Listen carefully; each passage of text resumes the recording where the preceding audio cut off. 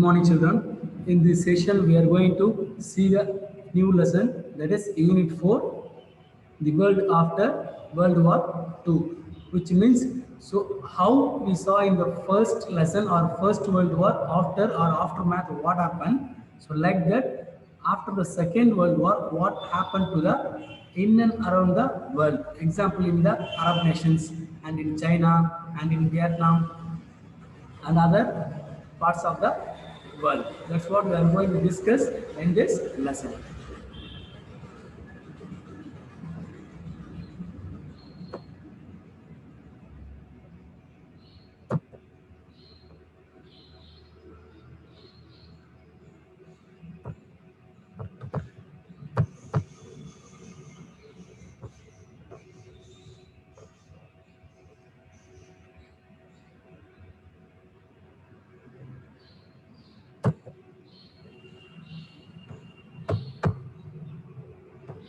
So in this session, we are going to discuss about the Unit 4, the world after World War II.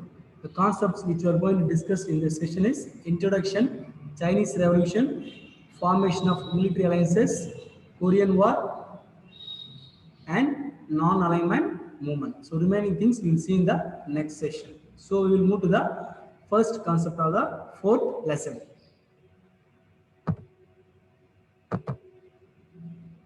So as I said earlier, so after the Second World War, two major European powers, they got divided. One is US and other one is USSR. Not only that, many of the nations suffered a lot, and how to recover from the Second World War lost and distractions. So that's what we are going to discuss about the fourth lesson in this session. And the two blocks which has been divided after the Second World War is US and USSR. So these two nations will always have a Cold War between them. That is known as Cold War. So next concept is Chinese Revolution, China in pre-war period. So Chinese Revolution or China in the pre-war period is nothing but, so before the 19th century or starting of the First World War, since 1650, the China was governed or ruled by the Manchus dynasty ruler. So before the starting of the 19th century, Chinese civilization or Chinese were under their reached their maximum progress in all sectors: economic, society, science and other departments. They had a huge progress and success. So when it comes to the beginning of the 19th century, their growth and progress development were stopped. So that is happened due to the Manchu rulers.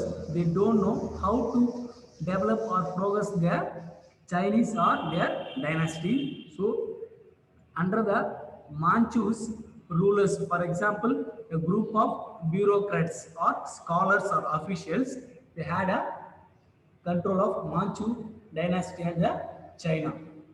So that led to the peasant uprisings. The bureaucrats like landlords, other governors and provincial officials, they tried to dominate and exploit the peasant population, and that led to the peasant uprisings or peasant revolt against the Manchu dynasty bureaucrats or bureaucratic scholars. So not only that, the peasant uprising started against the Manchu dynasty bureaucrats, and also the European powers, they are trying to exploit and dominate the China to capture the Chinese ports, and that happened in 1832 and 1842. So in 1832 and 1842, there is a Opium War that took place between European powers and China. In that war,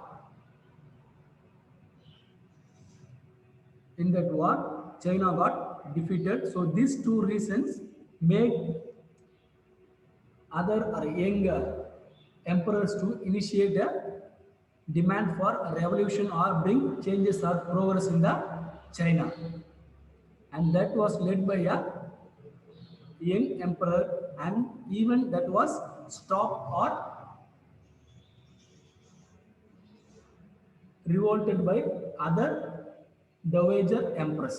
so என்ன சொல்ல வராங்கன்னா, ஒரு பக்கம் அந்த மான்சூஸ் டைனாசிட்டியோட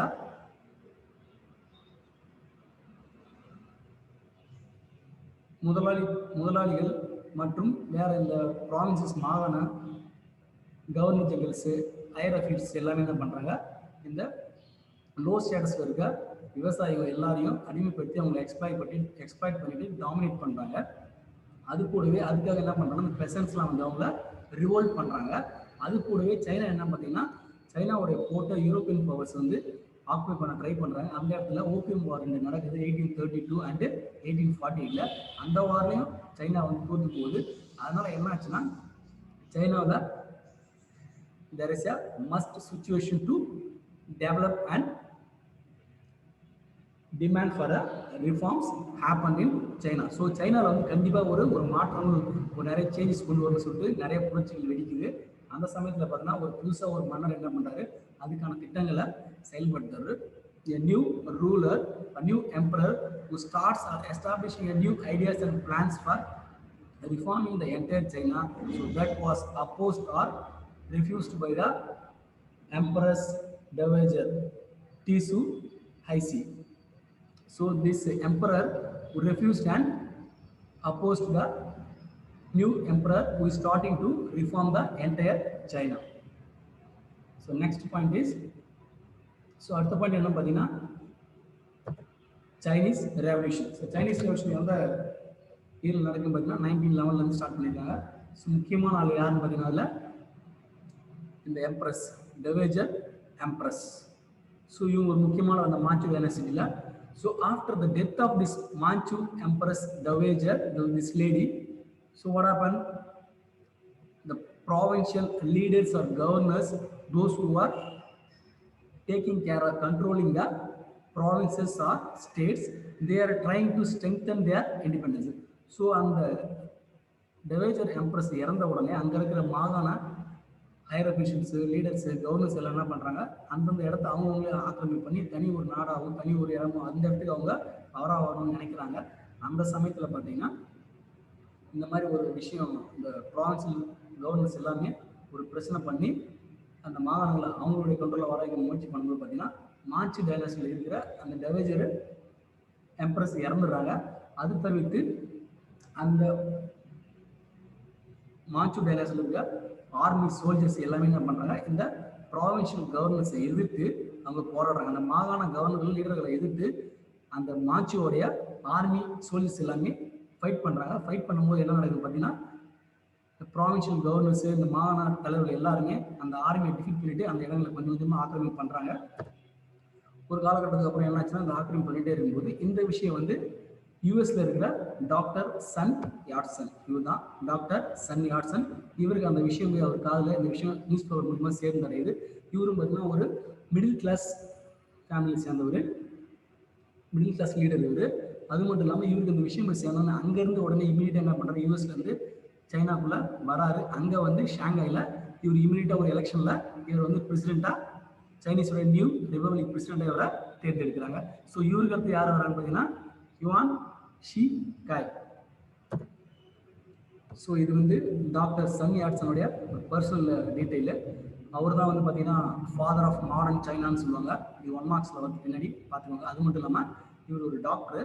அதுக்கப்புறம் பார்த்தீங்கன்னா in 1895 he is turning his interest towards the politics and he starts a new party that is known as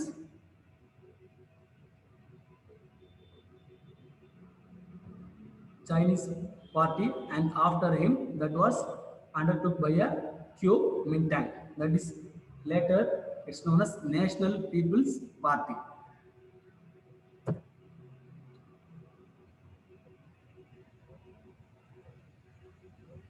so இந்த கவுஜர் எம்ப்ரஸ்க்கு அப்புறம் யார் வந்தான்னு பார்த்தீங்கன்னா doctor Sun Yat Sun.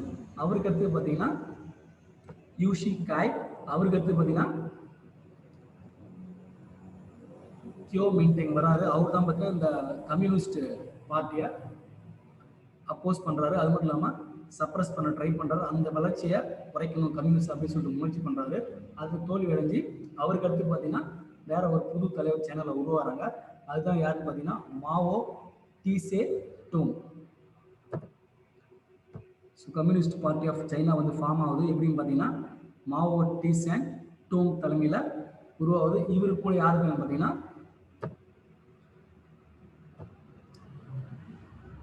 So என்லைனு. இவங்க 2 பேரும் என்ன பண்ணுறாங்க, பீக்கிங் யூனிவர்சிட்டியில் இருக்கிற ஒரு யூனிவர்சிட்டிக்கு போயிட்டு ஒரு மீட்டிங் கான்ஃபரன்ஸ் நடக்குது. அந்த மீட்டிங்கில் பார்த்தீங்கன்னா மார்க்சிசம், அது மட்டும் இல்லாமல் லெனினுடைய பிரின்சிபல்ஸ், ஐடியாலஜிஸு, அது மட்டும் இல்லாமல் 1917 in 1970 Russian revolution also gave some important philosophy and ideas to socialistic principles and other things. என்ன சொல்றாங்கன்னா ரஷ்யன் ரெவல்யூஷன் 1917 நடந்ததுலையும் சில விஷயங்கள் வந்து இந்த நாட்டை புதுப்பிக்கிறதுக்கும் டெவலப் பண்ணுறதுக்கும் ப்ரோக்ரஸ் ஹெல்ப்ஃபுல்லாக இருக்கவும் இல்லாமல் அது கூடவே மார்க்சிசத்தை பற்றியும் இந்த பீக்கிங் யூனிவர்சிட்டியில் மாவோ டீசேவும் கூடவே சோ என்லேயோ 2 பேரும் பார்ட்டிசிபேட் பண்ணி இந்த மீட்டிங் கான்ஃபரன்ஸில் கலந்துக்கிறாங்க. அதுக்கடுத்து இவரோட தலைமையில் மாவோ டீசே தலைமையில் தான் கம்யூனிஸ்ட் கொஞ்சம் கொஞ்சமாக வளருது. அவரை எதிர்த்து பார்த்தீங்கன்னா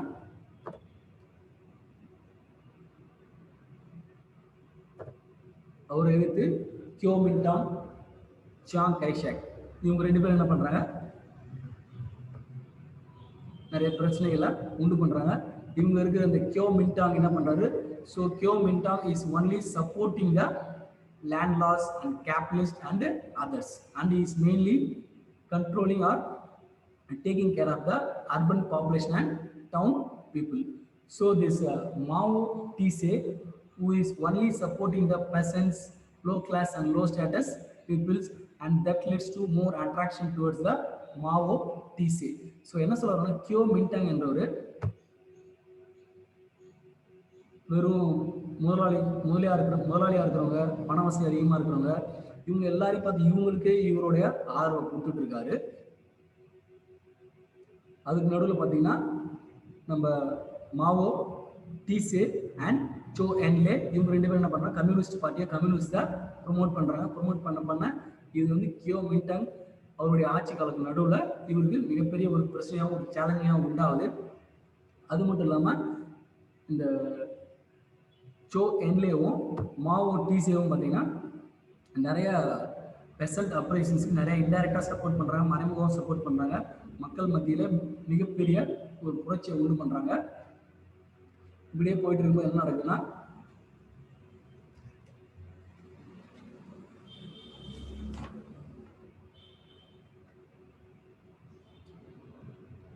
கியோ மின்டாங் என்ன பண்ணுறாரு, அவர் இந்த கம்யூனிஸ்ட் பார்ட்டியும் கம்யூனிஸ்ட் ஆளுகளை எதிர்த்து அவங்க போராடி அவங்களை ஒழிச்சு கட்டணும் அப்படின்னு முடிவு பண்ணியிருக்காரு. இதுக்கு நடுவில் மாவோ டீசே என்ன பண்ணுறாருன்னா இருக்கிற அந்த பெசன்ஸ், இந்த லோ கிளாஸ் பீப்புள்ஸ் எல்லாரையும் அவர் ரெக்ரூட் பண்ணி ஒரு புதுசாக ஒரு ஆர்மி, ஒரு கம்யூனிஸ்ட் பார்ட்டி பெரிய அளவில் பிரம்மாண்டமாக ரெடி பண்ணிட்டு இருக்காரு. ஸோ அதுக்கடுத்தது நெக்ஸ்ட் பாயிண்ட் என்னன்னு பார்த்தீங்கன்னா Mao as a organiser of peasants. So Mao Tse முன்னாடி சொன்ன மாதிரி அவரும் அந்த என்சா சோ என் லாயும் என்ன பண்ணுறாங்க, பெசன்ட்டு ஆர்கனைஸ் பண்ணுறாங்க. அவங்கள வச்சு அவங்களுடைய ஆர்மிக்கும் கம்யூனிஸ்ட் பார்ட்டியும் அவங்களுடைய கம்யூனிஸ்ட் ஐடியாலஜி பிரின்சிபல்ஸையும் ஒட்டுமொத்த சைனா மட்டும் இல்லை முக்கிய மாகாணங்களில் இந்த விஷயங்களை பரப்புகிறாங்க. இவர் இந்த மாதிரி பரப்பிட்டே இருக்கிறத பார்த்துட்டு இவர் கியோ மின்டாங் என்ன பண்ணுறாரு, அவருக்கு ரொம்ப சிக்கலாக இருக்குது அவரோட ஆட்சி புரியறதுக்கு. அதனால் அவர் என்ன பண்ணுறாருன்னா அவர் இவங்க எப்படியாவது வந்து ஒடுக்கணும் அப்படின்னு சொல்லிட்டு இவரை ஒடுக்கிறதுக்கு ட்ரை பண்ணுறாரு. மாவோ டீசேவை ஒடுக்க ட்ரை பண்ணுறாரு. இவரோட தலைமையில் மாவோ டீசே தலைமையில் ஒரு நிறைய பெசன்ஸு அப்புறம் அந்த நாட்டு புரட்சியாளர்களை ஒன்று திரட்டிங்கன்னு அவங்கள போய்ட்டு அட்டாக் பண்ணுறாரு. யாருன்னா கியோ மின்டேங்க, அதுக்கப்புறம் சியாங் கைஷேக் 2 பேரையும் அட்டாக் பண்ணுறாரு. அட்டாக் பண்ணதில் ஒரு பெரிய வெற்றி எதுவும் இவங்களுக்கு மாவோ டீசே கிடைக்கல. அதனால் அப்படியே ரிவர்ஸ் ஆகிட்டு கொஞ்ச நாள் அப்படி என்ன பண்ணுறாங்க, ஒரு காட்டு பகுதியில் ஒரு மலைப்பகுதியில் தலைமறைவாக வாழ்ந்துட்டு இருக்காங்க. இந்த விஷயம் தெரிஞ்சு அவங்கள திரும்ப அடக்கணும், அவங்கள வந்து சப்ரஸ் பண்ணணும் அப்படின்னு சொல்லிட்டு கியோ மின்டாங் என்ன பண்றாரு, திரும்ப அவங்கள அடக்கிறதுக்கும் அவர் முயற்சி பண்றாரு. அப்புறம் ஒரு காலகட்டத்துக்கு அவங்க அடக்க முடியாம அவங்க தலைமறைவே வாழ்ந்துட்டு இருக்காங்க.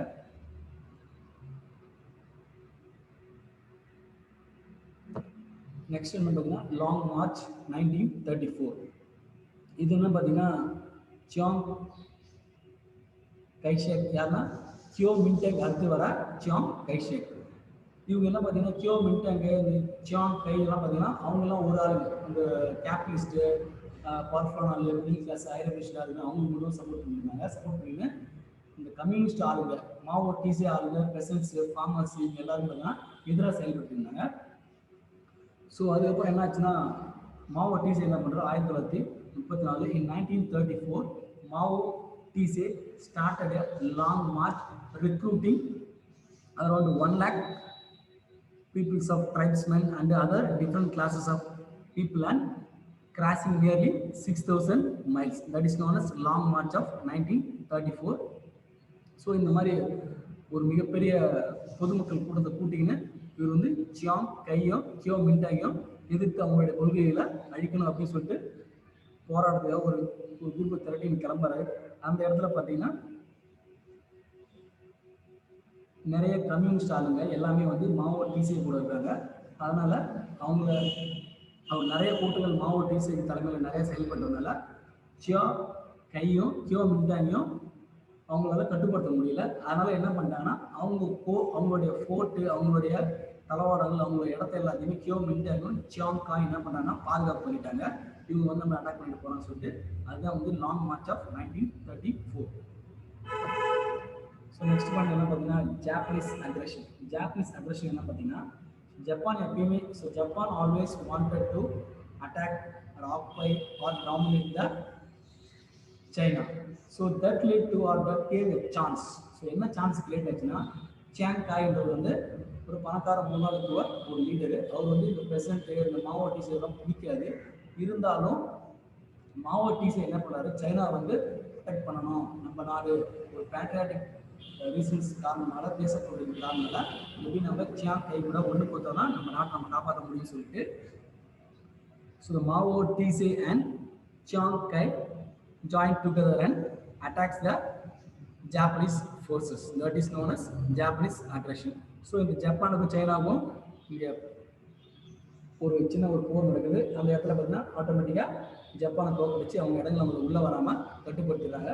அதுக்கு அடுத்து பார்த்தீங்கன்னா மறுபடியும் கம்யூனிஸ்ட் எப்படி மாவோ டிசி தலைமையில் சைனாவில் ஃபார்ம் ஆகிறாங்க அப்படின்னு பார்த்தீங்கன்னா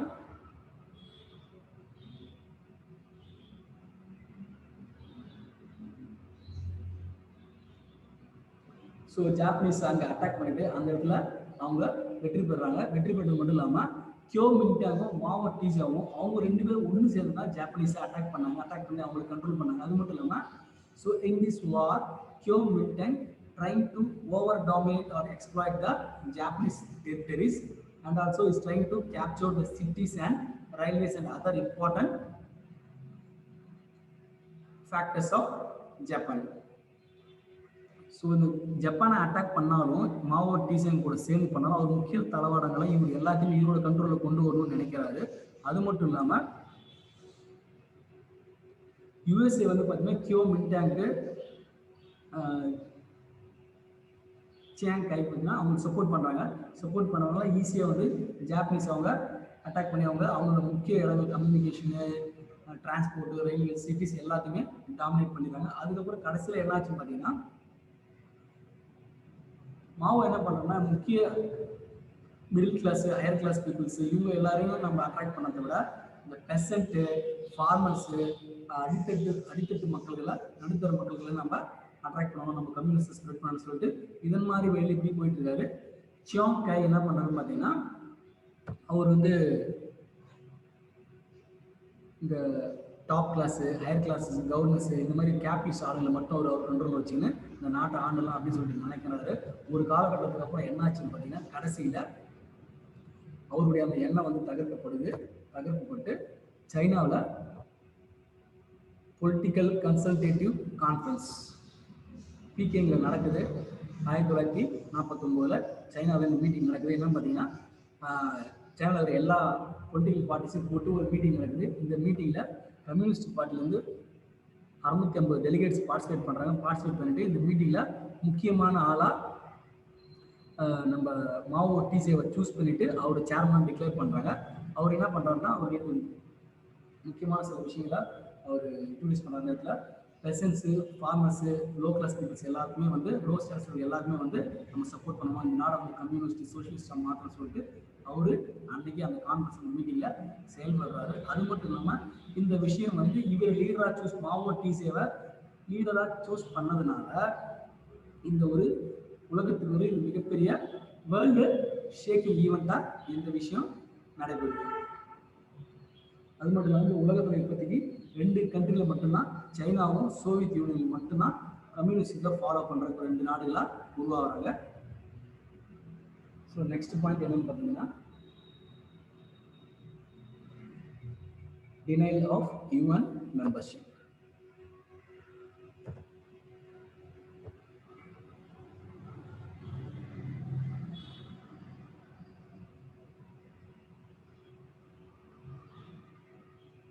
ஸோ டினைல் என்னன்னு பார்த்தீங்கன்னா யுனைடெட் ஸ்டேட்ஸ் வந்து யுனைடெட் நேஷன்ஸ் ஆர்கனைசேஷனில் மெம்பர்ஷிப்புக்கு ரெக்வஸ்ட் கொடுக்குறாங்க. கொடுத்தாலும் யூஎன் என்ன சொல்லுது, யூஎன் மெம்பர்ஷிப்புக்கு யுனைடெட் ஸ்டேட்ஸை ரெக்வஸ்ட் பண்ணுறாங்க. பண்ணாலும் யூஎஸ்ஏ என்ன பண்ணுறாங்கன்னா ரெஃப்யூஸ் பண்ணுறான். So denial means refuse. So with this we will end this session. The many things we will see in the next session.